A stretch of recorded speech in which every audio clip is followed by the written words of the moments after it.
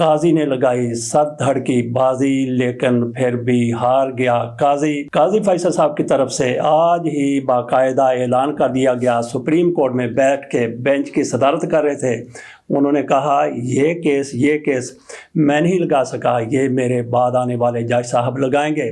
ترمیم جو ہو رہی ہے یہ عزتوں سے لکھی جانے والی ترمیم ہے۔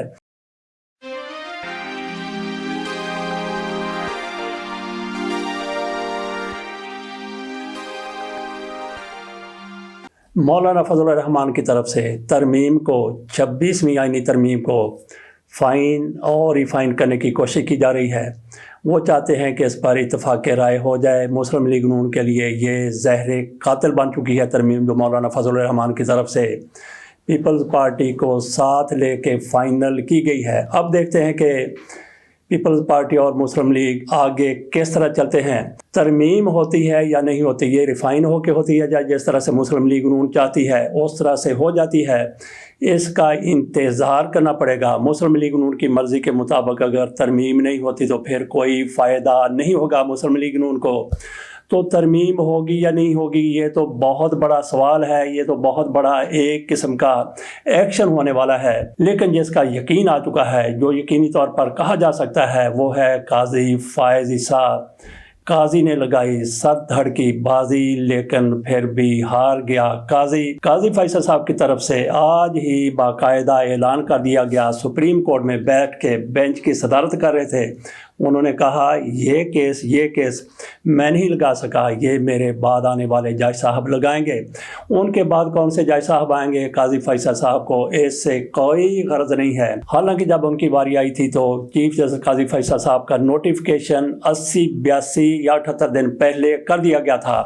ابھی ایک ہفتہ بھی صرف 6 روز بچے ہیں، لیکن کسی کو نہیں پتا کہ کون چیف جسٹس پاکستان ہوگا اصولی طور پر، اور جو آج آئین ہے، قانون ہے، اس کے مطابق تو منصور علی شاہ صاحب نے چیف جسٹس پاکستان بننا ہے۔ لیکن قاضی فیصل صاحب جس طرح سے ان کے راستے میں کانٹے بچھا رہے ہیں، تو اس سے ایک تھوڑا سا ابہام پیدا ہو گیا ہے۔ اگر یہ ترمیم ہو جاتی ہے تو پھر تو ہو سکتا ہے کہ قاضی فیصل صاحب جس طرح سے جا رہے تھے پھر واپس آ جائیں، لیکن ایسا ہوتا ہوا ممکن نظر نہیں آ رہا، کیونکہ قاضی فیصل صاحب کی جو باڈی لینگویج تھی، جو صحافی بتاتے ہیں، کورٹ رپورٹر بتاتے ہیں، قاضی فائز عیسیٰ صاحب بڑے ڈسٹرب تھے، بڑے مایوس تھے۔ یہ تو طے ہو گیا کہ قاضی فیصل صاحب اب گھر جائیں گے، نہ وہ وفاقی عدالت جو بنانا چاہتے تھے، آئینی عدالت، نہ اس کے سربراہ ہوں گے، اور نہ ہی پھر وہ اس سپریم کورٹ کے چیف جسٹس رہیں گے۔ اگر کھینچ تان کر ان کو چیف بنا دیا جاتا ہے تو سوال ہی پیدا نہیں ہوتا کہ وہ کنٹینیو کر سکیں 2 مہینے بھی، کیونکہ تحریک انصاف ان کو پہلے دن سے ماننے کے لیے تیار نہیں ہوگی۔ اور مولانا فضل الرحمان کی پارٹی جو مذہبی پارٹی ہے، وہ پہلے دن سے بھی قبل انکار کر چکی ہے کہ قاضی اس کو ہم مان لیں، اس کا سوال ہی پیدا نہیں ہوتا۔ حیدری صاحب کا بیان اور پھر مولانا فضل الرحمان صاحب کا بھی بیان، ویسے مولانا فضل الرحمان صاحب کے ہی بیانات دے کے پھر بھی جاتے ہیں، لیکن اس معاملے میں وہ پھرتے ہوئے نظر نہیں آتے۔ باقی اگر ترمیم کی بات کی جائے، اس رجیم کی بات کی جائے، تو مختصر الفاظ میں یہ کہا جا سکتا ہے کہ یہ خون میں لتھڑی ہوئی رجیم اور عزتوں کے ساتھ کی جانے والی ترمیم ہے۔ 26ویں ترمیم کس طرح سے عزتوں کے ساتھ یہ لکھی جانے والی ترمیم ہے، جس طرح سے ترمیم کے لیے لوگوں کو اغوا کیا جا رہا ہے، جس طرح سے خواتین کو اٹھایا جا رہا ہے، کسی کی ماں کو گرفتار کر لیا جاتا ہے، کسی کی اہلیہ کو اغوا کر لیا جاتا ہے، کسی کی بہن کو اٹھا لیا جاتا ہے، یہ سارا کچھ ہمارے سامنے ہے۔ تو اس پر کہا جا سکتا ہے کہ یہ ترمیم جو ہو رہی ہے یہ عزتوں سے لکھی جانے والی ترمیم ہے۔ پوری کوشش حکومت کی کہ کسی طرح سے وہی ترمیم پاس ہو جائے جو میاں نواز شریف صاحب چاہتے ہیں، جو مسلم لیگ نون چاہتی ہے، قاضی فیصل صاحب کے سر پہ تاج رکھنا یہ لوگ چاہتے ہیں، لیکن تحریک انصاف اس کو مان کے نہیں دے رہی۔ تحریک انصاف اس کی حمایت کرے گی، جس طرح سے مولانا فضل الرحمان کی طرف سے کہا گیا ہے کہ ترمیم میں یہ چیز ہوگی، یہ نہیں ہوگا۔ اس پر تو تحریک انصاف کی طرف سے اتفاق کیا جا سکتا ہے۔ جس طرح سے تحریک انصاف کے لوگوں کو چکا جا رہا ہے، اسی طرح سے اس کی طرف سے بھی پھٹے چکنے کا اعلان کر دیا گیا ہے۔ یہ اعلان کیسے کیا گیا ہے؟ علی امین گنڈاپور کی طرف سے کہا جا رہا تھا کہ وہ شاید اپنی پارٹی سے تھوڑا سا پیچھے ہو گئے ہیں، دھیرے دھیرے انہوں نے چلنا شروع کر دیا ہے، ہو سکتا ہے کہ وہ دوسری طرف اپنا رخ کر لیں۔ ایسا نہیں ہے، بلکہ جیسے ہی حماد اظہر کی طرف سے یہ اعلان کیا گیا کہ جمعے کے روز کل کو پھٹے چک دیں گے، احتجاج کیا جائے گا، پورے ملک میں احتجاج کیا جائے گا۔ آپ کے سامنے میں دونوں رکھتا ہوں۔ اس سے پہلے یہ ہوا تھا کہ ایک اجلاس کے دوران ان دونوں کے مابین بڑی مڈ بھیڑ ہوئی تھی، ایک دوسرے کے ساتھ ان کی تلہ کلامی ہوئی تھی۔ ایک نے اس کو کہا کہ آپ تو ڈی چوک سے بھاگ گئے، راہ فرار اختیار کر لی، اور گنڈاپور کی طرف سے حماد اظہر کو کہا گیا آپ تو باہر ہی نہیں نکلے، آپ تو چھپے ہوئے ہیں۔ بہرحال حماد اظہر کی طرف سے جمعے کے لیے جس طرح اعلان کیا گیا، یہ بھی سنیے۔ ہم نے پوری پارٹی نے ملک گیر احتجاج کی کال دی ہے جمعے کے روز۔ میں چاہتا ہوں کہ اس فسطائیت کے خلاف صرف پاکستان تحریک انصاف کے کارکن یا پاکستان تحریک انصاف کے عہدیدار نہیں، تمام عوام اس میں شرکت بھی کرے، اور وکلاء، ڈاکٹرز، ٹیچرز، طلباء، تمام شعبہ زندگی سے تعلق رکھنے والے لوگ باہر نکلیں اور اس فسطائیت کی آگ کو بجھائیں۔ اگر یہ آگ جلتی رہی فسطائیت کی تو یہ ایک ایک کر کے ہم سب کو جلائے گی، اور جس طرح پورے پاکستان کو جلا رہی ہے تو یہ بہت تباہی کرے گی۔ میری آپ سب سے گزارش، اور میں اپنے سیکیورٹی ایجنسیز کے چیفز کو بھی کہنا چاہتا ہوں کہ آپ کی ایجنسیز پاکستان کے تحفظ اور پاکستانیوں کے تحفظ کے لیے پاکستان کے ٹیکس کے پیسے سے، غریب عوام کے ٹیکس کے پیسے سے چلتی ہیں۔ ان کو اس لیے یہ فنڈز نہیں دیے جاتے کہ آپ لوگوں کی بہن بیٹیوں کو اور لوگوں کو ہراساں کریں، اور ایک ایسی آئینی ترمیم کے لیے کہ ایک متنازع جج کو یا تو ایکسٹینشن دی جائے، یا اس کے جیسا کوئی متنازع جج، یا سپریم کورٹ کے اندر اپنی مرضی کے جج فکس کرا کے اس فسطائیت کے کالے دور کو ایک کور دیا جائے اور اس کو جاری رکھا جائے۔ پاکستانی قوم اس وقت جس نہج پہ کھڑی ہے، میں آپ کو بتا رہا ہوں کہ آپ کے پاس اب غلطی کی گنجائش نہیں ہے۔ اور عمران خان صاحب تو اس ملک کے سب سے بڑے لیڈر، بلکہ بین الاقوامی دنیا میں اس وقت سب سے قد آور لیڈر ہے، آپ نے اس کے ساتھ جو سلوک کیا، ان کے گھر والوں کے ساتھ جو سلوک کیا، اس کی وجہ سے آپ میں اور عوام میں شدید دوریاں، اگر میں کہوں تو یہ تو بہت ہی ایک کمزور لفظ ہوگا، اس سے بھی کہیں زیادہ شدت والا لفظ جو ہے وہ میں استعمال کرنا چاہتا ہوں کہ آپ کے اور عوام کے درمیان یہ آ چکا ہے۔ یہ میں تمام قوم کو پیغام دینا چاہتا ہوں کہ اب ہمارے پاس وقت نہیں ہے، یہ وقت آ چکا ہے اس ملک کو بچانے کا، اس ملک میں رول آف لا، قانون اور آئین کی سپریمیسی کو یقینی بنانے کا۔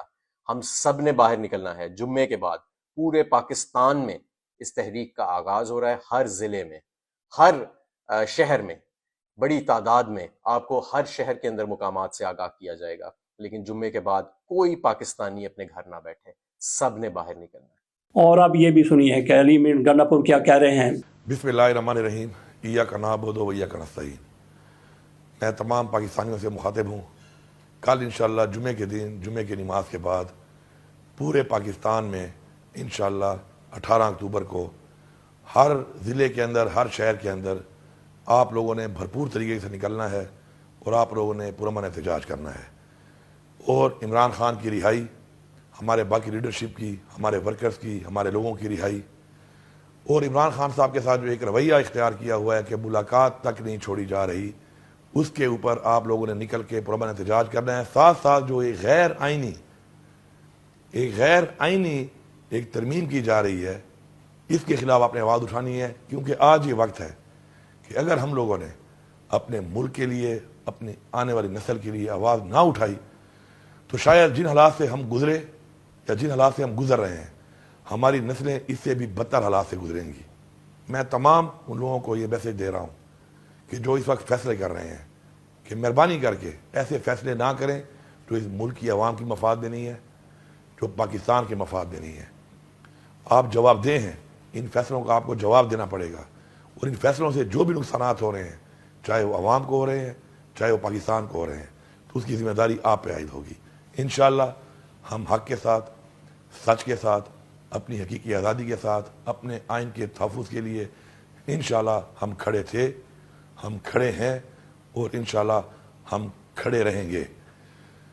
میں آپ سب کو ایک دفعہ پھر بھرپور طریقے سے पूरे पाकिस्तान के अंदर हर शहर में पुरअमन तरीके से निकल के इस एहतजाज के लिए पुरजोर अपील कर रहा हूँ। और मुझे पूरा यकीन है इंशाल्लाह कि आपने भरपूर तरीके से पाकिस्तान और पूरी दुनिया को ये पैगाम देना है कि आप एक जिंदा कौम है, आप आज़ाद हैं इंशाल्लाह और अपने हक के लिए आप खड़े हैं। तो आपके सामने रख दिया कि किस तरह से तहरीक इंसाफ की तरफ से फट्टे चुकने का ऐलान कर दिया गया है। कल को जुमे के रोज़ वो एहतजाज करेंगे, पूरे मुल्क में उनकी तरफ से मुजाहरे किए जाएंगे, लेकिन इनकी तरफ से इस्लामाबाद को सील करने का ऐलान ही किया गया। इस्लामाबाद को सील उसी रोज़ किया जाएगा जिस रोज़ तरमीम की बात होगी, जिस रोज़ तरमीम को मंजूर करवाने के हवाले से बंदे वहाँ पर पहुँचना शुरू हो जाएंगे। शहबाज शरीफ साहब की तरफ से, वज़ीर आज़म की तरफ से कल SCO की वो सदारत कर रहे थे, आज उनकी तरफ से ये ऐलान किया गया था। कल उन्होंने दोहराना दिया था सारे उन लीडरों को जो दूसरे ममालिक से आए थे, आज उनकी तरफ से दोहराने का ऐलान किया गया था अपने लोगों के लिए, रोटी खिलाने के लिए, खबे खिलाने के लिए। लेकिन शाम हो गई, दोहराना नहीं हो सका। हो सकता है कि अब इशाया उन लोगों के एजाज़ में दिया जाए। किन लोगों के एजाज़ में दिया जाए? हो सकता है कि जिस तरह से आज कई इजलास होने थे, काबीना के इजलास होना था वो भी नहीं हुआ, कमेटी का इजलास होना था पार्लिमानी का वो भी नहीं हुआ, और इसके अलावा कई और इजलास थे वो भी नहीं हुए। इसी तरह से हो सकता है कि शहबाज शरीफ का ज़ोहराना, असराना, मगरिबाना, उसके बाद इशाया वो भी ना हो सके, क्योंकि लोग वहाँ पे बंदे गिनेंगे कि कितने लोग रोटी खाने आए हैं, कितने लोग इनका साथ देंगे, कितने लोग इनके साथ नहीं खड़े होंगे। ये भी कहा जा रहा है कि जो तरमीम लाई जा रही है, इनके अपने बंदे मुस्लिम लीग नून के 15 लोग वो वोट देने के लिए तैयार नहीं है। इन्होंने तहरीक इंसाफ के लोगों को बेज़मीर बनाने की कोशिश की थी, तो इनके अंदर से 15-16 बाज़मीर लोग निकल आए हैं। तो देखते हैं कि जब तरमीम पेश की जाएगी तो तहरीक इंसाफ किस तरह से इस्लामाबाद को बंद करने की कोशिश करेगी, और इनके बंदे कितने बागी हो जाएंगे और कितने तहरीक इंसाफ के लोटे इनके साथ आके मिल जाएंगे। बाकी जब तरमीम होनी है तो नंबरों के देखा जाएगा कि कितने इनके नंबर होते हैं। इसके साथ साथ नाजरीन, इसका भी इम्कान है, बल्कि यकीन है कि 8 रुकनी बेंच वो भी अपना किरदार ऐन मौके पर अदा करेगा, बिल्कुल उसी तरह से जिस तरह से 14 अक्टूबर को इनकी तरफ से पूरी तैयारी कर ली गई थी आईनी तरमीम मंजूर करवाने की, पेश करने की नहीं। अभी तो ये पेश करेंगे, उसके बाद कई रोज़ तक उस पर बहस होगी और उसके बाद जाकर कहीं उस पर वोटिंग होगी। लेकिन उस रोज़ इनकी तरफ से 14 तारीख को इनकी तरफ से पूरा बंदोबस्त कर लिया गया था कि हमने आज तरमीम करके उठना है। एन उसी रोज़ सुप्रीम कोर्ट के 8 रुकनी बेंच का फैसला आ गया जो महफूज किया गया था, और उसके बाद फिर इनके तोते उड़ गए और इनके बंदे भी उड़ गए और कई बंदे इनके अड़ गए, तो वो तरमीम उस रोज़ नहीं हो सकी थी। इसी तरह से ऐन मौके पर वो 8 रुकनी बेंच भी अपना किरदार उसी तरह से अदा कर सकता है जिस तरह से उस रोज़ किया था। और इसके अलावा 4 हाई कोर्ट्स में, बल्कि 5 हाई कोर्ट्स में ये आईनी तरमीम वाला केस गया हुआ है, तो उस पर भी देखते हैं कि क्या होता है।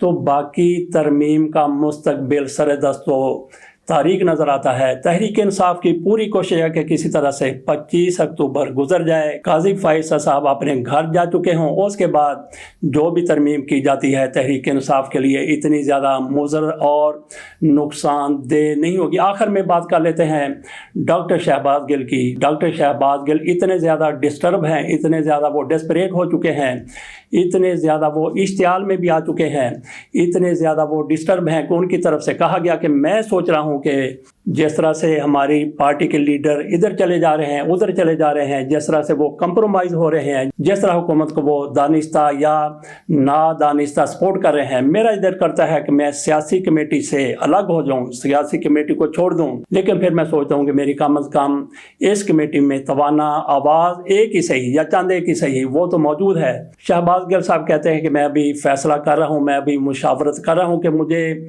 कमेटी से निकल जाना चाहिए या फिर इसमें रहना चाहिए। शहबाज गिल दो राह पर हैं, लेकिन एक तीसरा रास्ता भी है, वो छोड़ना चाहते हैं, इसमें रहना भी चाहते हैं। एक तीसरा रास्ता है कि शहबाज गिल साहब आपने छोड़कर, वो छोड़ना इसलिए चाहते हैं ताकि मैं खुलकर बात करूं। तो शहबाज गिल साहब के लिए एक तीसरा रास्ता ये हो सकता है कि आप कमेटी में मौजूद रहें और खुलकर भी बात करें। तो तीसरा रास्ता यही बेहतरीन हो सकता है बाद लोगों की नज़र में जो तहरीक इंसाफ के हामी हैं कि कमेटी में भी रहें और खुलकर बात भी करें।